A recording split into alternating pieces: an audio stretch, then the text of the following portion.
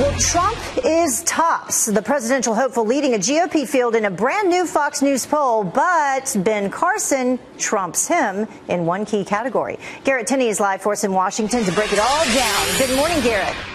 Good morning, Heather. There's a clear top tier of candidates that's emerging in this latest Fox News poll, and Donald Trump is still leading the way among that top tier with 26% of Republican primary voters choosing him as their nominee. He's followed closely by Dr. Ben Carson with 23%. Both Ted Cruz and Marco Rubio received 11%, while the rest of the field's support is at or below 4%.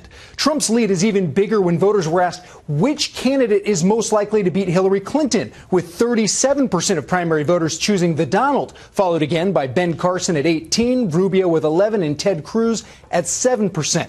The economy is still by far the most important issue for voters, followed by security, immigration, and social issues. One area where Trump isn't leading the latest polls is how honest and trustworthy voters feel the candidate is. 60% of voters said they trust Ben Carson. He is the only candidate on the list who received more than 50%. Trump is at the bottom of that list at 38%, just above Hillary Clinton at 35%. With Carson still in striking distance, the Donald is continuing his attacks in a preview of his appearance hosting Saturday Night Live this weekend. Donald Trump is hosting Saturday Night Live this week with musical guest Sia. And because of equal time rules for television, Mr. Trump can only speak for 4 seconds in this promo. So let me just say this. Ben Carson is a complete and total loser.